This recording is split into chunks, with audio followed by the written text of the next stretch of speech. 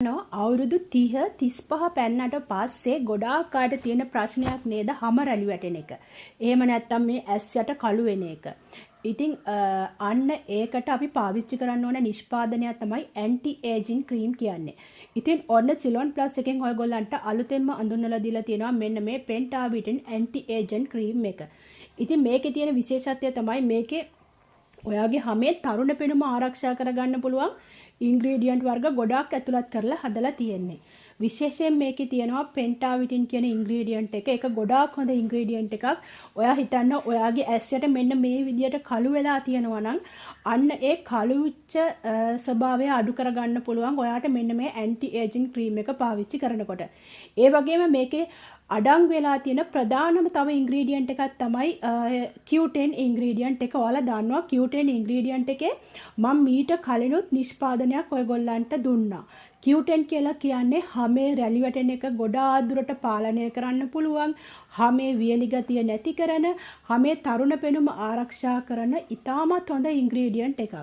ඉතින් අන්න ඒකත් මේකේ ඇතුළත් වෙලා තියෙනවා. ඊට අමතරව හයලුරොනික් ඇසිඩ්. හයලුරොනික් ඇසිඩ් කියලා කියන්නේ ජලාණු 1000ක් රඳවා ගන්න පුළුවන් සුවිශේෂී ඉන්ග්‍රීඩියන්ට් එකක්. ඉතින් හයලුරොනික් ඇසිඩ් කියලා කියන්නේ ඔයාගේ හැමේ තෙතමනය ආරක්ෂා කරන්න තියෙන තවත් ඇන්ටි ඒජින් ගණයට වැටෙන ඉන්ග්‍රීඩියන්ට් එකක්. ඊටත් අමතරව මේකේ තියෙනවා රයිස් එක්ස්ට්‍රැක්ට් එක. රයිස් එක්ස්ට්‍රැක්ට් කියලා කියන්නේ ඔයාලා දන්නවා කොරියන් කට්ටිය ගොඩාක් ක්‍රීම් හදන්න, ග්ලෝවින් ක්‍රීම් හදන්න පාවිච්චි කරන ඉන්ග්‍රීඩියන්ට් එකක්. ඉතින් අන්න ඊටත් අමතරව තව මේකේ ගොඩක් ඉන්ග්‍රීඩියන්ට් වර්ග තියෙනවා. ඔයගොල්ලන්ට බලා ගන්න පුළුවන්. මම දාලා ඇති ෆෝස්ට් එකේ. ඉතින් එහෙනම් ඇන්ටි ඒජන් ක්‍රීම් එකේ අපි බලමු මේකේ ඇතුළ කොහොමද එන්නේ කියලා.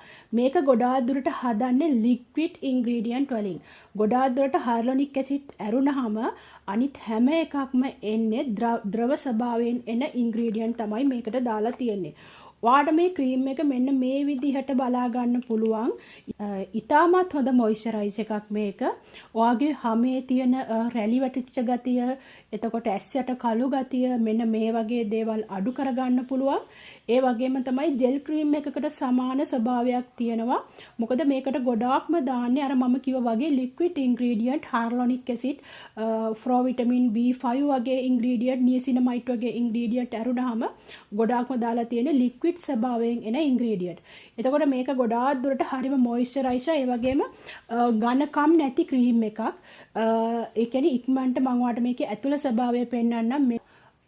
මෙන්න මේ විදිහට ඔයා මේක පාවිච්චි කරනකොට හරිම ඉක්මනට මේක මූණට උරා ගන්නවා. මේකේ විශේෂත්වය ඔයාට ඩේ එකටත් පාවිච්චි කරන්න පුළුවන්.